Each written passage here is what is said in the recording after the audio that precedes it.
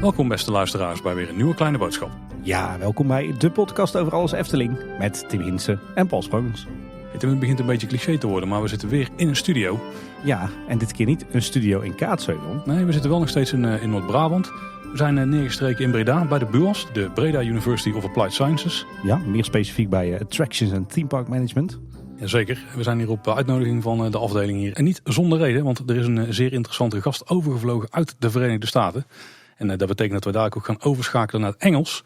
En we kunnen jullie alvast waarschuwen, dat is niet tip-top. Dus daar verontschuldigen we ons alvast even voor. Authentiek Stone Cold English, toch? Ja, zeker. We zitten hier overigens wel op een bijzondere plek. We zitten hier inderdaad op de BUas, maar we zitten in de radiostudio van de BUas, hè? Zeker, ja. Dus de akoestiek die zou top moeten zijn. Er staat hier nog duurdere apparatuur dan bij jou in de studio thuis, Paul. Ja. So Tim, I think we need to introduce our guest for today. Yes, we have a very special guest all the way from Florida, United States. Stephen Grant, welcome in our podcast. Thanks for inviting me. Yeah, Stephen, you are an ex-Imagineer, so that's definitely interesting to our listeners.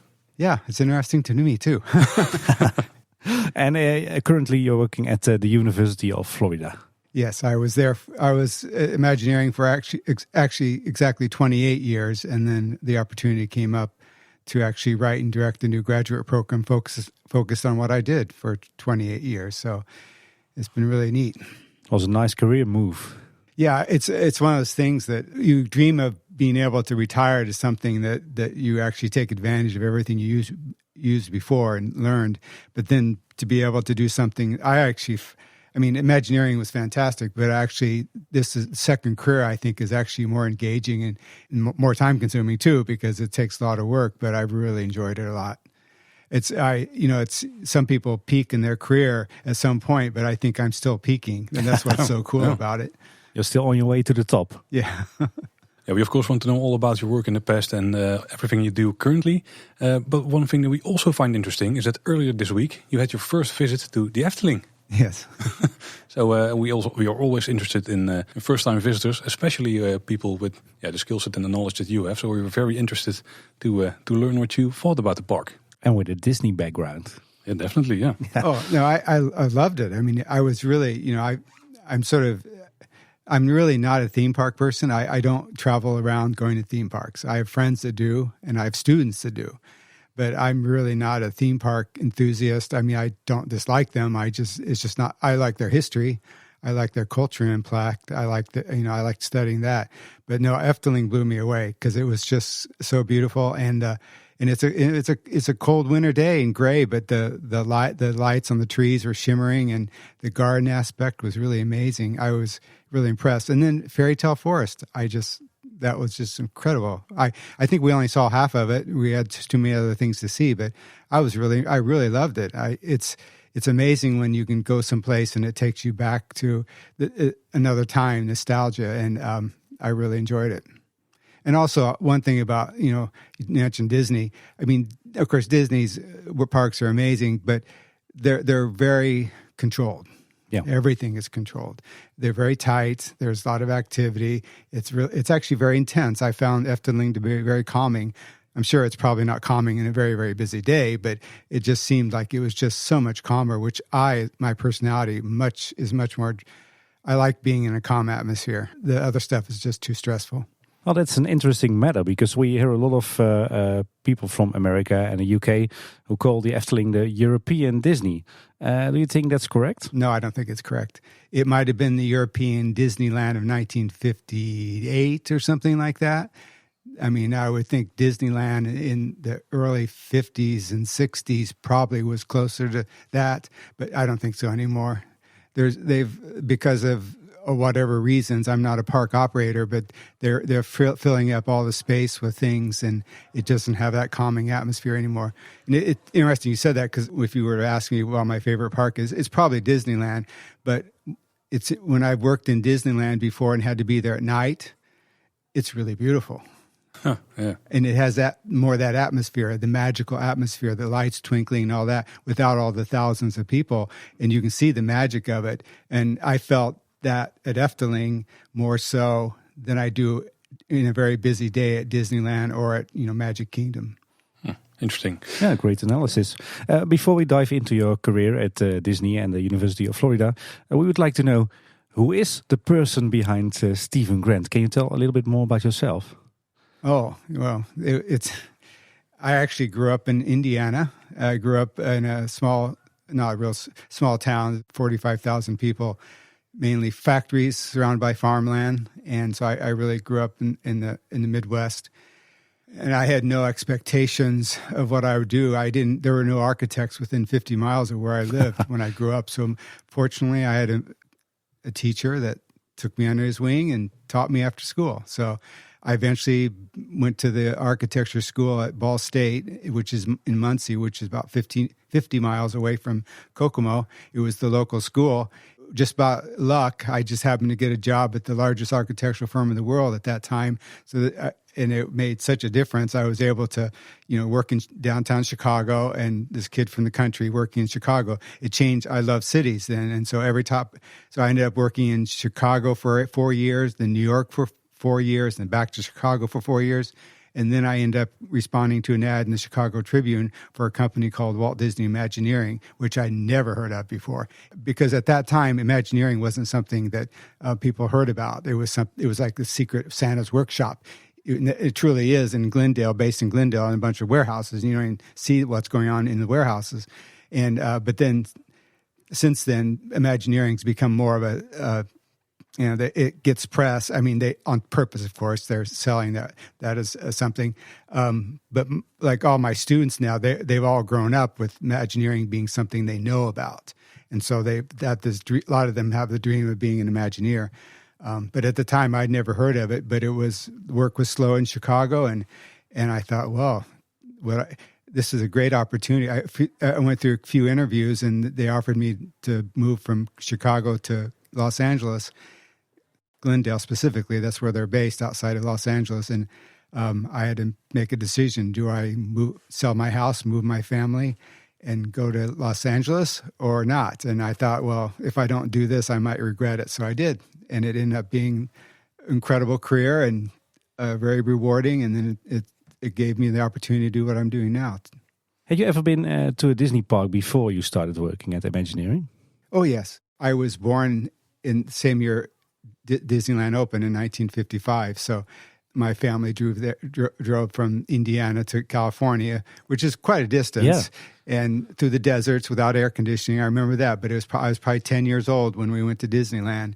And of course I was, just amazed. And then I think we went there a couple times when I was a little bit older, but, and I loved it. It was fantastic. It was as magical to me as it is to people now. It's it's not as magical because I'm so used to it. But yeah, I went before, but there was no dream that I'd ever do that. That was not. I mean, when I applied for that Disney job, was 31 or something. It was not something that I ever dreamed of doing. Were you aware that the theme parks were something that were designed by people? No, that's a very good question. No, I had no idea that there is a group of people designing theme parks. And now people know that because there's an Imagineering show and there's things. But yeah, I had no idea. I'm not that it would be a surprise. Obviously, someone has to design it, but who designs them? It is almost, when I moved to Glendale, it's almost literally Santa's workshop. It is these series of big warehouses that they're filled with magic, models and people doing things and experimenting and exploring. And it is really magical. And you talk about, the companies don't want to show the magic behind what they do. The reality is it's actually more magical behind the scenes, because even I, who know engineering and architecture, I'm amazed by what they can do. It is truly magic how these technologies work. Yes, that's also what we think. We want to know everything that goes on behind the scenes. Yes. What year did you start at WDI? That was 1991. 91. So Epcot was already launched. Oh, Disneyland Paris was... No, Disneyland Paris opened, I think, a few years later. A few years later, yeah. All the preparations were being made. But it was... Yeah, I think the team was over there. I never worked on it. I have friends that did. When I say 1991, the reason Disney was going out and looking for architects and other disciplines was it was called the Disney Decade.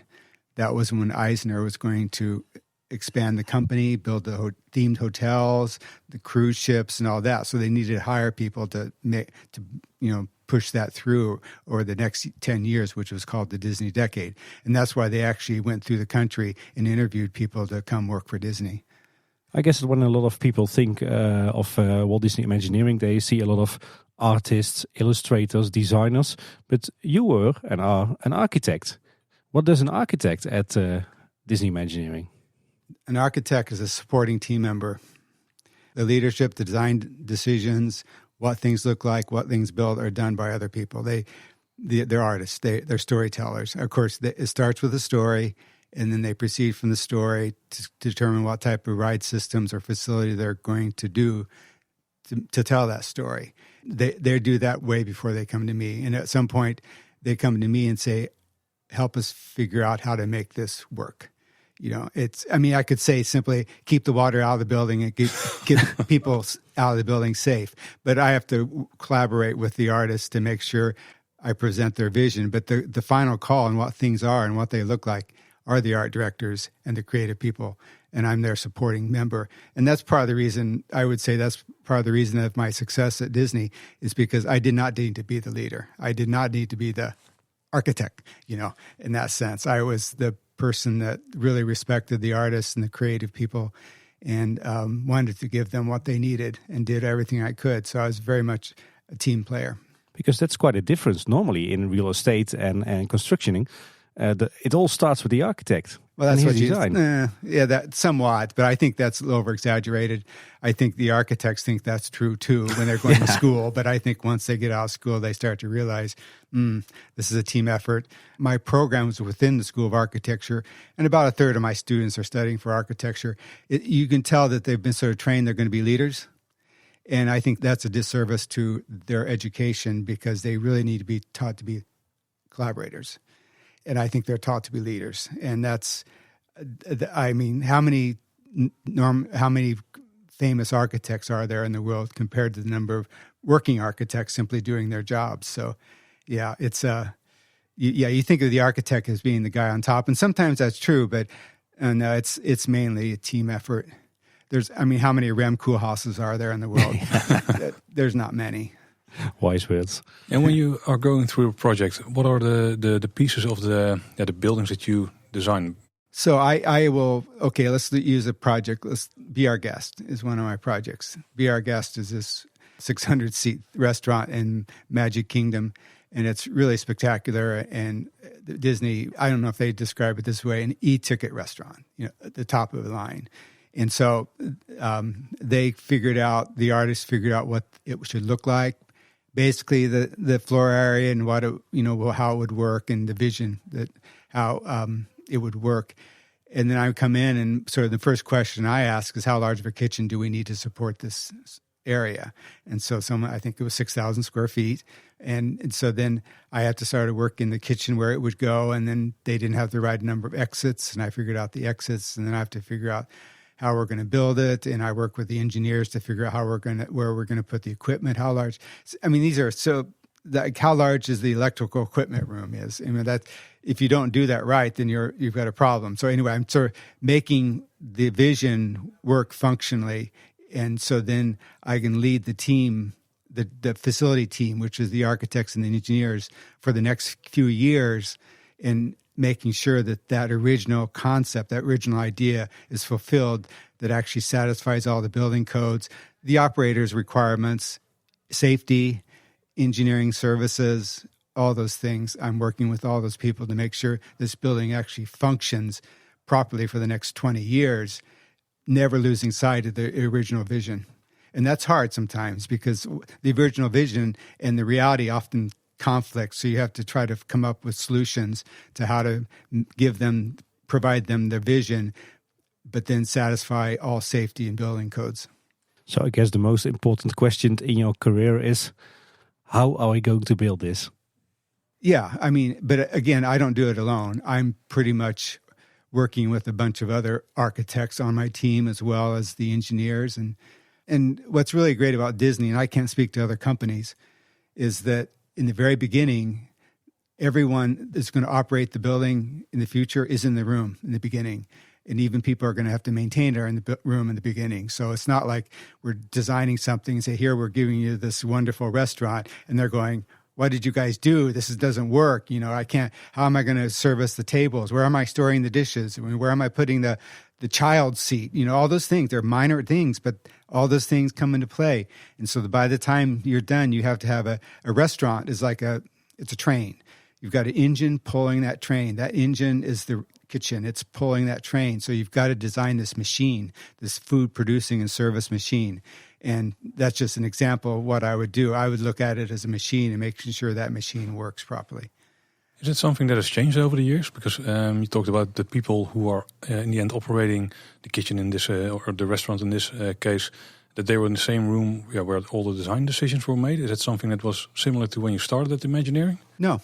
I don't think so. I think I think there is. I can't speak to all companies, but I think there used to be, and this is a delicate subject, so I have to be careful how I say this.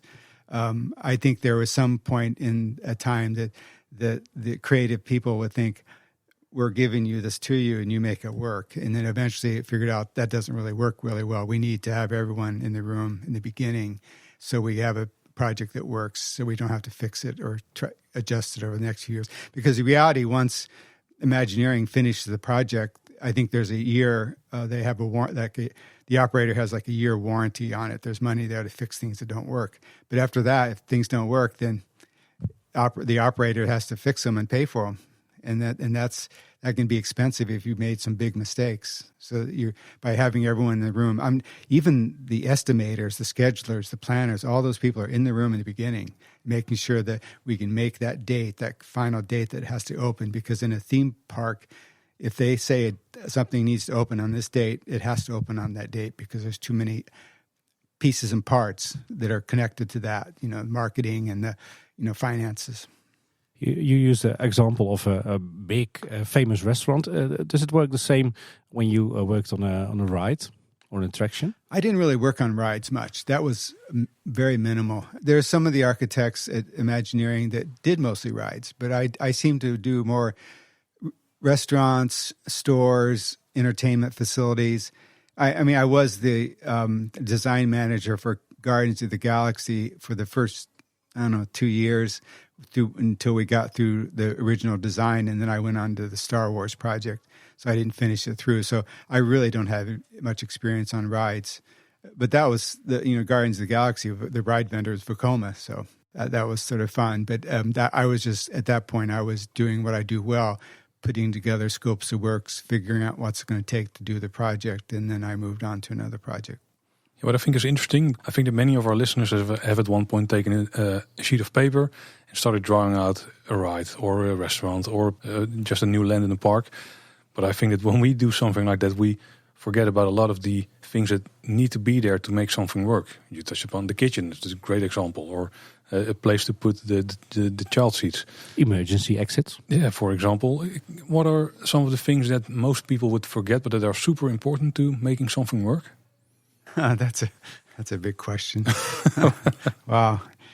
You mentioned exiting. That's always a big deal because it's specific. There's no the bottom line is you have to make it safe. And so exiting is a big materials. The materials you use in a theme park are different than what you'd use in traditional buildings. And you can imagine the abuse because when you're a theme park, guests treat the theme parks like their playground. And so they are not necessarily respecting how they treat it, and it can be very abused. That's why I know how to design playgrounds too. So, there's things about pinch points, even the fact of kids putting their knees into a guardrail. There's certain sizes and widths and things you have to maintain just so someone doesn't do something like that. Simply placing a child on a surface so they can take a picture of them, you make sure you don't have any of those surfaces because they could fall. And there's all kinds of these rules that most people wouldn't think about that I couldn't begin to list the things that I know about theme park design in a short. I know a lot about theme park design just from doing it for so long that if you didn't know how to design theme parks, you wouldn't know. Well, what are the big differences between architecture in the, let's call it the real world, and architecture in a theme park, or more specific, Disney? I think the simplest way to put it is theme park projects are not architecture. All right.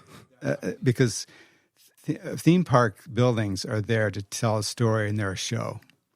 And so if you start thinking of them as shows more so than architecture, then you know that anything you do in that, whether it's the handles, the wall surfaces, the ceiling heights, the decoration, that's all there to tell a story. Every inch of it, every piece. So if it doesn't support that story, then it's wrong. And so architects would think more about light, shape, finishes, all the things that architects would focus on. When you're doing a theme park, you only focus on those things that support telling your story, not simply because you like the way the light's shining in or the shape of a wall. Even looking here, you look outside and what we're looking at, you can see the tables and chairs and the light and all that stuff.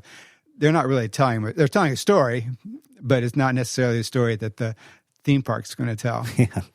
What I'm wondering is, you have a project, you work on it, and then at the end, there's something that you deliver as the architect. What's that in the case of most projects? Oh, they're significant.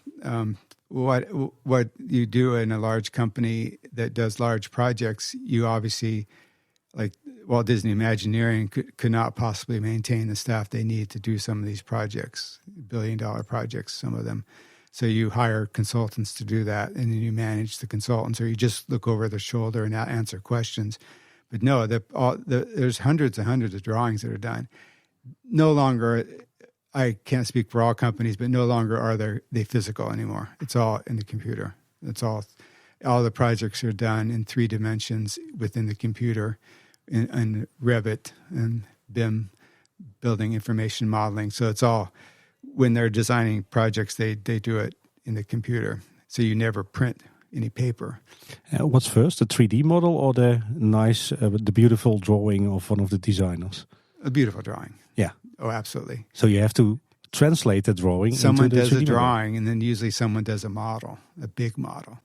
You can imagine some of those models, like if you look at the Star Wars lands and all that. Those are huge models that they're sculptures. They're beautiful sculptures, and then those models are sometimes digitized so that you can take the idea directly from that model that the artist has sculpted and build it in its full size. There's all kinds of ways to do that. But yeah, models are still very important because you could say, well, I can do 3D-dimensional drawings, and I can walk through the space, and I can put on goggles or whatever, and like I'm walking through it, or I can use sometimes they have 3-dimensional rooms that you can walk into.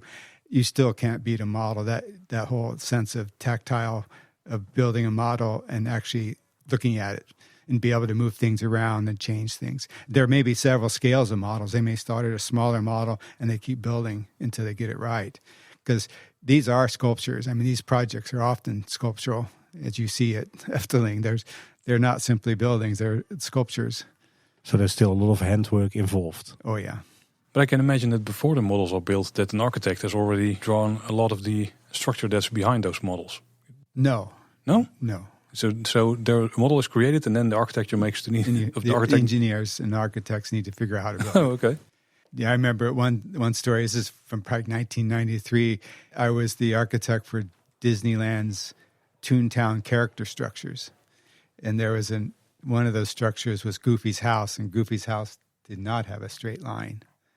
And so I actually had to go to the architect's office downtown, and this was Los Angeles, and help them figure out how to run the steel, because you had to break their mindset of straight lines.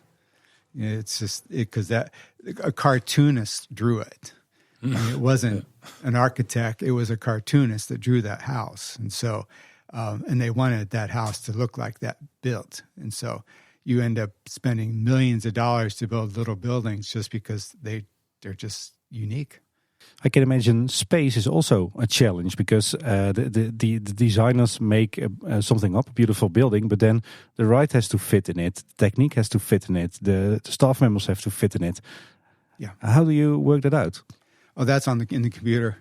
That's when you think of a ride building, there's actually three independent structures that go to grade. There's the ride that has a structural system, goes to the structural system and foundations. There's a show, which is separate from the ride. You may have flats or you may have monsters or something in there, and those go to structure too. And then you have the building that surrounds it. That goes to structure. So you have three separate structural systems, and they all move differently.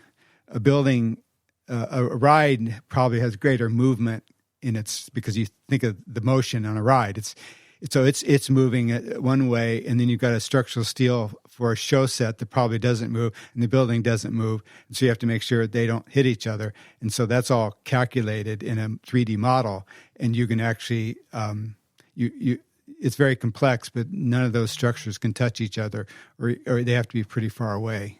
Is that one of the reasons why most classic rides consist of a front of house, which is like a themed building or a themed walls, and behind it, hidden behind it, is a big show building, which is more like an industrial building?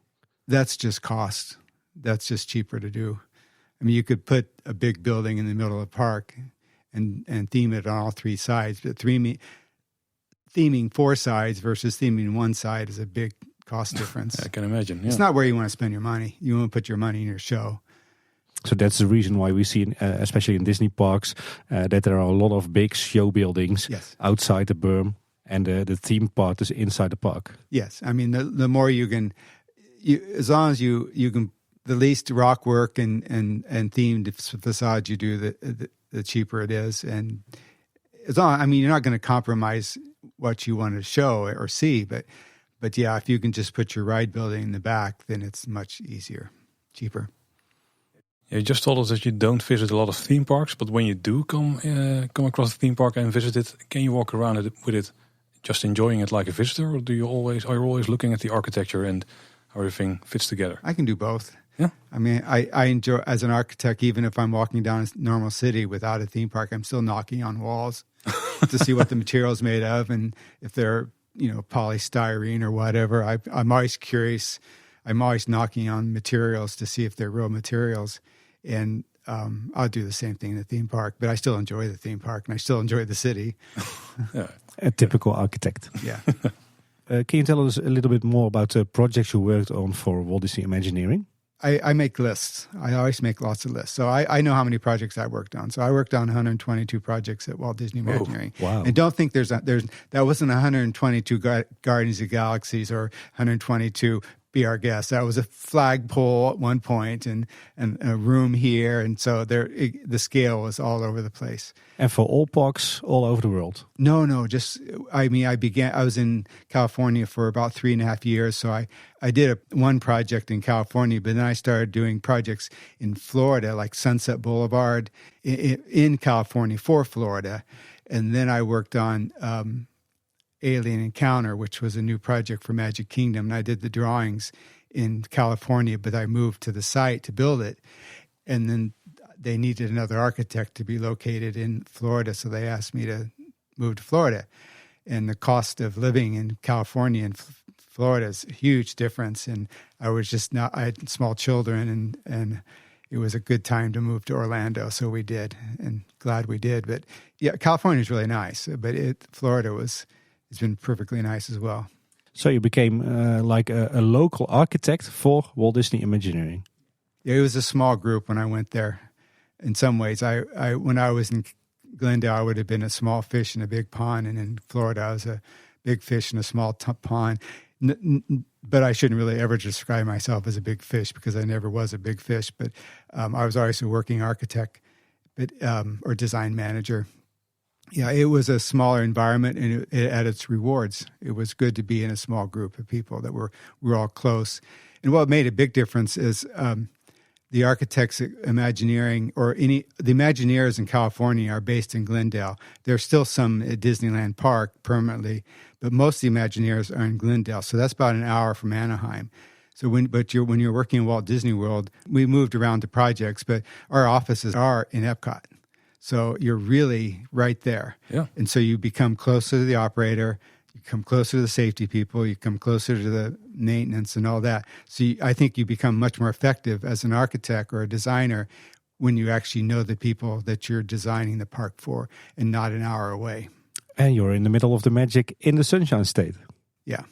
That's actually not that dissimilar from the Efteling, where they also have the offices are located at the edge of the park, and they can. It's much better. I mean, you get to know, you get close to the people you're designing the park for, and I think you're better designers. Yeah, before we go to the Efteling and your experiences there, currently you're at the University of Florida. Can you tell us a bit about your work there? Oh yeah, that's been really fantastic. There's an off-campus program called City Lab in Orlando. University of Florida is based in Gainesville, which is 2 hours from Orlando. And this local architectural community wanted to develop architects in Orlando because there are so many firms there, but there was no architecture school.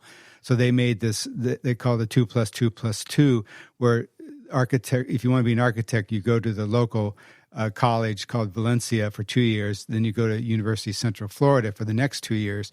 And then you do the last 2 years of your six-year education at University of Florida at City Lab, which is downtown Orlando.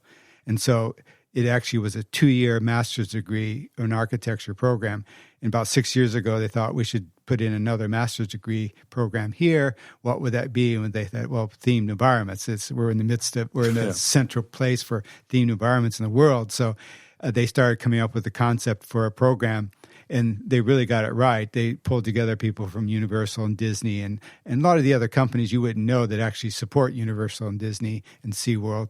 And so they actually came up with what would be the focus of the program. They realized it should be interdisciplinary, that it's not architecture, that we should all disciplines come together. It would have a big foot in academia and a big foot in practice to sort of bridge that, because academia really doesn't look at theme parks in Florida like they should. And then the practice of Disney World and Disney, I don't think they care much about academia. So this was a way to bridge it. And so I just happened to be at the right place at the right time and ended up being offered a position to write and direct this program that they concepted out. And as I said before, I'm used to developing concepts. I make concepts real. So there was not much difference between writing a program for a facility versus writing a program for graduate school. I still had to think of what does it need, what does it take to make this work, what are the focuses, and so it worked out really well. I like to organize things, so that's what I did for Disney. That's what I do now at the University of Florida, and I've really enjoyed it. One thing that helped though is I went back to school as an adult, and Disney helped pay for it, is to get another master's degree in humanities. So I was able to study art history and theater and philosophy, and so I'm able to link my practice with my academic studies. Wasn't it difficult to say goodbye to the mouse? No, not at all. I was ready. I came back to talk to Imagineering about my work, and someone asked that question, do you wish you were here or something like this? And I said, no, I'm really glad I'm not here, because there was such an extreme difference, because at Imagineering, of course, they're incredibly good at collaboration. They're just really good. I mean, these are huge projects with hundreds of people working on them. So within that culture is a culture of collaboration. And you have to be, because you've got people with different personalities and different skill sets. And often it doesn't go smoothly, but it sure goes more, as I've heard, it goes much smoother than a lot of other companies. And so people generally there's a whole work ethic and a way to treat each other at Imagineering, which began in like 1952 or 53 when Imagineering started. It wasn't called that at the time, but when Disney originally pulled together this group of show people and architects to come up with Disneyland, and it started a culture of collaboration that's continued since then. And so that's really important, but it's very complex. You have to know how to work with each other and just and the levels of management too. Lots of levels, because you're doing $1 billion project. There's lots of levels of management and approvals, lots of approvals. All necessary, but still, it's really time consuming and challenging. but then I go to a position where I'm pretty much a sole practitioner, that I'm pretty much creating and running a graduate program with, again, collaborating with other people, but it's still my program and I don't have to get approval on things. So it's a big difference. So when they ask me if I wish I was back in Imagineering, I'm like, no, I enjoy just doing what I want to do. Are you also lecturing during for students? Yes. No, I'm not. It's called a professor of practice, and so I don't research or anything like that. I'm a lecturer. I sign lots of papers, and they read a lot, and I do lecture. Saying I'm a lecturer is over. I'm not a great lecturer. I try to create. I do have to lecture somewhat, but it's not the image of me talking to a bunch of students at a podium. All my classes are relatively small, so we all sit around the table and they have assignments and they read and we discuss them. And it's more, I try to treat them more like team meetings. This is a topic we're going to talk about today. And so, I create ways to make sure they do talk. If they're not talking, I have ways to get them to talk. But I treat them more as a communication and not me sitting there giving a lecture on something. Sounds like a great way to educate the people. Yeah, because I really want them to learn how to communicate with each other. And the projects we do are all interdisciplinary. So I will set up teams to do design projects. And I'm not teaching design. They do great jobs, but my point is not to teach design. My point is to teach collaboration. So I'll mix the teams up like an architect, an engineer, or an artist, and then say, I don't go into detail, but they'll end up designing something and they'll work together. And the point is to take the individuals have their unique skills, bring your skills, know what you're good at. And so you have different talents and use those talents. And I'm always impressed by how creative they are, whether they've studied design or not. They don't have to have studied design to be creative. But they also, they come up with great projects. And when they take advantage of each other's talents and respect each other, it's pretty impressive. And so all their projects other than the papers they write are team efforts. Currently we're here at BUas in Breda. And there is a professional or maybe educational relationship between the University of Florida and BUas, right? I don't know if I can answer that yet. This is a first for me, so I hope there is. I've learned a lot being here the few days I have. It's been pretty amazing. I think we have a lot to offer each other because, obviously, a lot of research here that I don't do. So my students do it at a small scale. But, so it might be in the future. Yeah, I hope so. What does the graduate program look like, the one you set up? Well, it goes over 4 semesters, including the summer, 9 credit hours the semester. What that means is the students have 3 classes that meet once a week for 3 hours. So they have 9 hours of time in the classroom a week. And that goes on for, 4 semesters. And so the classes in the fall are my introduction to themed environments, where I go over the history of theories of themed environment, storytelling, narrative, and then we explore the history of the garden, history of mercantile, and I have 2 classes on the history of amusement theme parks. But so I give them the basis of this industry. And then the other class is integration practices, which we study we study collaboration.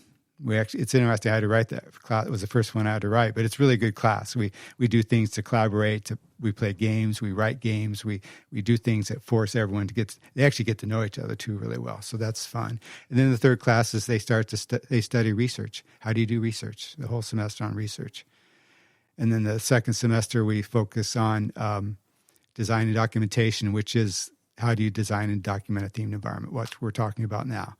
Obviously, one semester, but it's enough to give them an idea what the extent of all the disciplines that are involved, and that's when they also do a design project.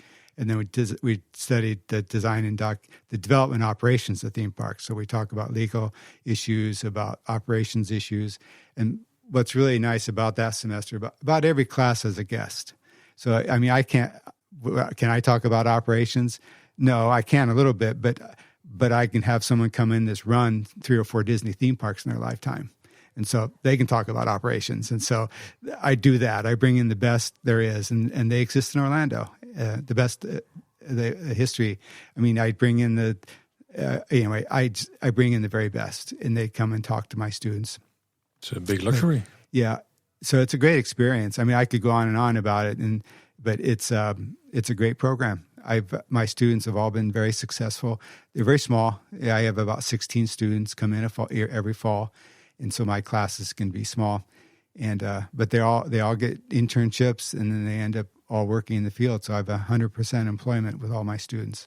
Do you think it's the most specific study in the world when it comes to theme park design? Different focuses, and in Orlando, there's a couple programs, and one focuses more on show design, but mine focuses on more design management. And so they're different. But there are a few other programs around the country, but I don't know what their focuses are. I know like Purdue has one, and they're more focused on engineering. But yeah, it's but I can assure you, mine's the best there is. So. Perfect. I think it's time to move on to the Efteling. Had you already heard of the Efteling before your visit? Yes, I had. My wife and I have friends here. She'd met them when she was traveling around Europe when she was much younger, and then they have had kids, and their kids have now become our friends of ours. And one of them has been telling me he wants to show me. He's been asking me. He wanted to show me Efteling for several years. So I've heard of Efteling from him, and of course he's really disappointed. I think that he's not the first one to show me Efteling, but I can tell him I only saw half of it. So the other half. You have to return to the park. Yeah, I have to return. I want to anyway to bring my wife. You've made me curious now. Were there lots of surfaces to knock on? Oh, I think most of them were real. Yeah. I didn't have to knock on the surfaces here. Oh, you could see it, that they were real? Yeah. Ah, cool. What was your first impression when you visited the park? Oh, let's think about that. The first impression was is it the Pavilion of Five Senses? Yeah. Amazing. If you were to ask me what's my favorite building, I think that clearly is my favorite building. It's so, I don't know how to describe it. It doesn't look like anything I've ever seen before. I really liked it. Yeah, the construction project was also interesting. There were a lot of stories going around how they came to the set of beams that hold it up. Yeah, you just have to. It's an instance of you determine the shape you want, and then you just got to figure out how to make it work. Yeah. That's exactly how that project went. Yeah, nothing much you can do about that. What do you think of the architecture in general in the Efteling? I thought it's very magical. I don't even call it architecture. It really is great. They're cartoonish in that sense. They're magical and very good. There are some buildings in the park, recent buildings that aren't this typical show building behind a themed wall, like the building of the roller coaster Baron and the bakery store. What do you think of that kind of design? So the building is already theme on itself. The tower. Oh yeah, that roller coaster. That's one I can't ride. No, that looked great. It was really, I liked the theming on that one with the. I think there was a wheel, and it was really nice. Yeah, that's one of the buildings that's an actual building. It's not a show building with like a themed. Yeah, but it still has theming to it. Yeah, definitely. Yeah. The building is the theming, in fact. That's of course the big difference with the typical show buildings behind a themed wall.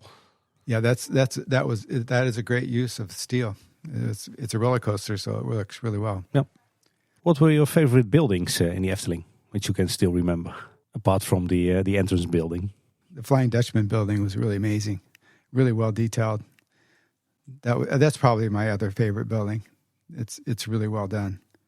And all the buildings in the Fairy Tale Forest. I mean, I don't know them all because we didn't have time to see them all, but they were great. I love their skewed the way they're built and not perfect, and they're perfect for what they are, but they're just right. They're really nice. Yeah, there are stories going around that the masons that they were given a drink before, like a hard drink, before they got in and laid the bricks.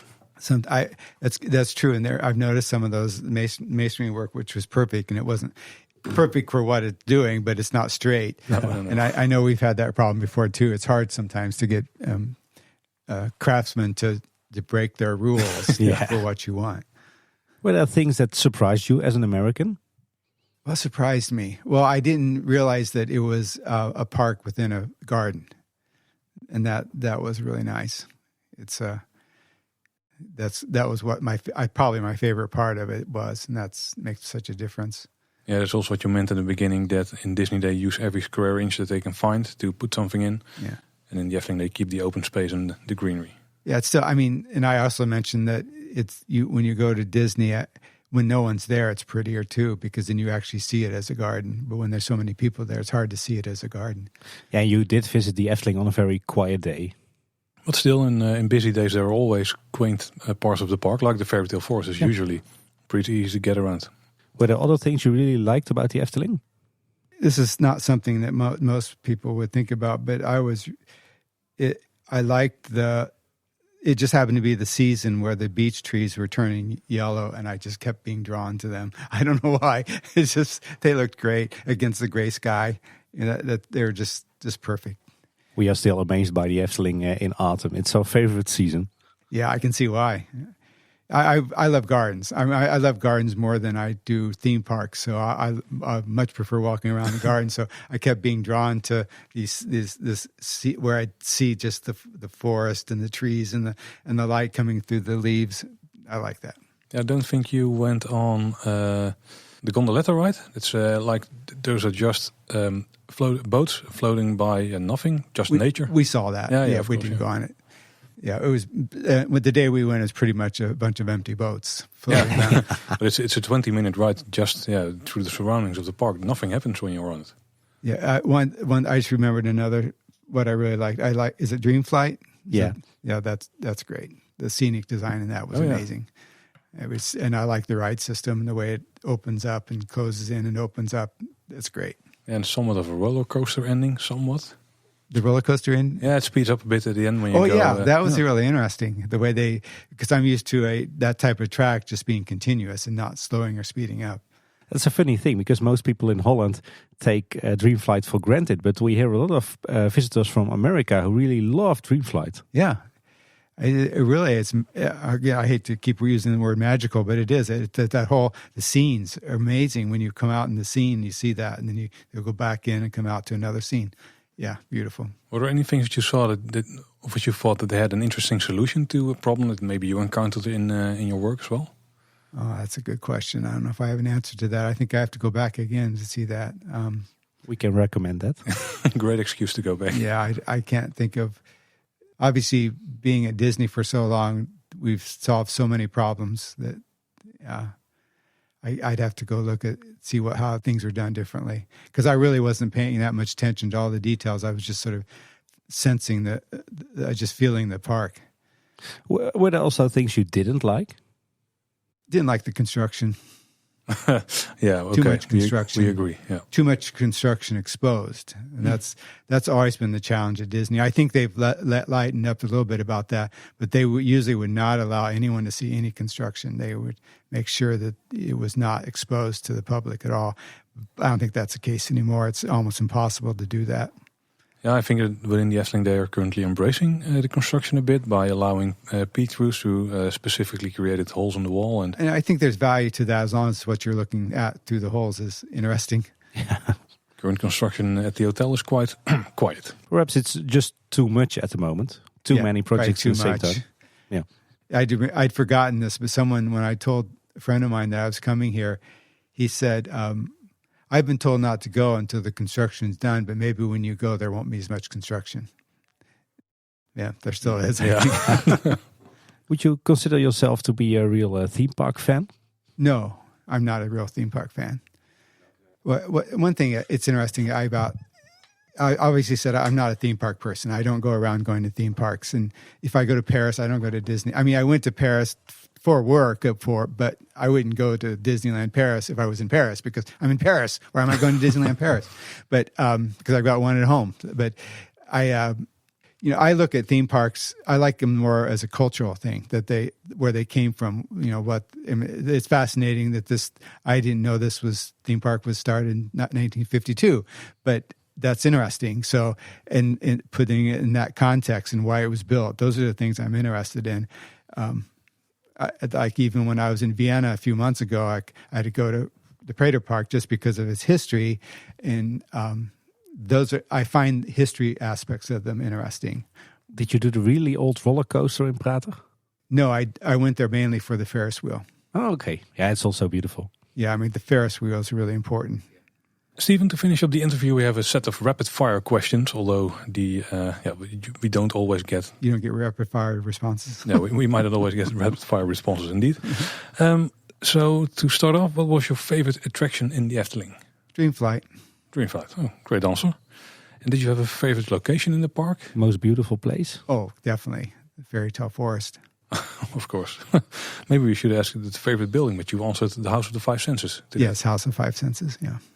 You live in Florida and a lot of theme park fans live there, but you're not a fan of theme parks. But what are you a fan of? Theater. Theater. I love theater. Oh, there's also a lot of theater. There's a great theater community in Orlando because of the theme parks, because a lot of people move there to perform in the theme parks, but then the rest of the time they do more serious theater. And so there's a lot of theater companies that you can see really great theater.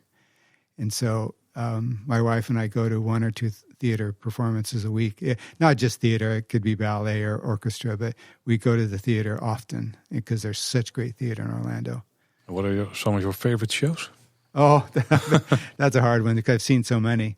I could talk about recent shows I liked. One was Life of Pi. That was a show we saw in March in New York that came from London. That was really good. But yeah, I don't know if I've seen, as I like to make lists, and I don't know how many shows I've seen so far. I think I've seen like 320 shows so far. I track them, and it depends on the most recent shows often because I'm often surprised by how great some of the theater is I see. But no, I don't think I could point out one in particular or 2. I wonder, what do you think is the most beautiful place in Florida? The most beautiful place in Florida? Yeah. Oh, gosh. What would be the most beautiful place in Florida? It's probably... Florida really... it's very flat. So I think probably the South, the Keys, when you get down into the Keys, that's probably the most beautiful. I think you already answered this one, but what's your favorite theme park in the world? Probably Disneyland. Because several reasons. I mean, it's a beautiful park, but it's also it was a turning point to what theme parks would be. Of course, it's not the first theme park, but it did have a big impact on what theme parks would eventually become. Knowing what you like about theme parks, are you also a big fan of, for instance, Coney Island in New York? Coney Island in New York doesn't look so good anymore. It's not much is left. I like Coney Island historically. Yeah. It's a big deal. And I teach that. I mean, I teach about the 5, I think there were 5 parks, incredible influence on the industry. Really fascinating. The imagery and some of the stuff they did was just groundbreaking. So I find that's my interest in theme parks. I mean, Coney Island historically is really important. So I'm fascinated by its history. But currently, it's not. There's not much there anymore. I think there's a good chance we have a lot of books in common in our closets. So Disneyland is your favorite theme park in the world, but what's your favorite ride or favorite attraction? Do you have one? Yeah, I mean, Flight of Passage is amazing, and then Spider-Man at Universal, because again, it's a combination of it was the first time that had been done, that a motion-based simulator. And 3D glasses and the technology involved in that is really sophisticated and it had never been done before. And it's a great ride. So, Stephen, we want to thank you a lot for being here and joining us for our show. Thank you. I'm glad it worked out. Yeah, very cool that you could share some of your, a lot of your wisdom actually with us. And it gave us great insight into how the process works of designing theme park buildings. Yeah, and also fantastic to hear how you experienced the Efteling as a first-time visitor. With knowledge. No, I didn't experience it with knowledge, I think. I experienced it as a guest.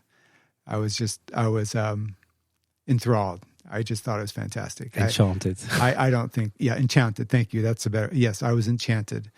I don't think I looked at it as a theme park designer. I think I looked at it as a guest, which is nice. Oh, just one last side question. Did you eat anything typical Dutch? Pancakes. What was it like? It's very good. Okay. At Polle? Yes. If people want to look you up online, what are the best places they can check out? Probably LinkedIn is probably the best place. And a graduate program? Send me an email. We will put some links in the show notes so people can check it all out. The best way to get a hold of me about that program is when you try to go through the University of Florida website, it gets messy. And the only thing possible students need to know is my email, because I respond to everyone. Stephen, that's a VEN, .grant@ufl.edu. Als mensen ons willen volgen of online ergens willen opzoeken, dan kan het op alle social media kanalen. Als je naar kleineboodschap.com/volgen gaat, dan vind je alle plekken waar wij te vinden zijn. En als je dan toch op de website bent, dan vind je daar ook ons contactformulier. En je kunt ook wel raden dat info@kleineboodschap.com ons e-mailadres is. Je luistert Kleine Boodschap in je favoriete podcast-app of op Spotify. Luister je ons daar nou, zorg dan dat je abonneert. Dan mis je geen enkele aflevering. En je kan ons ook nog gewoon ouderwets via de website luisteren. En dat is kleineboodschap.com. Luister je ons nou in Spotify of Apple Podcasts, dan kunnen we het altijd waarderen als je ons een rating of een review geeft. En wat natuurlijk het allerbeste werkt is als je vrienden of bekenden hebt die ook dol zijn op de Efteling. Of misschien wel op de vrije tijdsindustrie of de pretparkwereld in zijn algemeenheid. Ja, tip hen ook eens Kleine Boodschap. En dan hebben we er misschien weer een luisteraar bij. Nou, luisteraars, was weer voor deze week. Bedankt voor het luisteren. Tot de volgende keer. En houdoe. Houdoe waar. Goodbye. Thanks.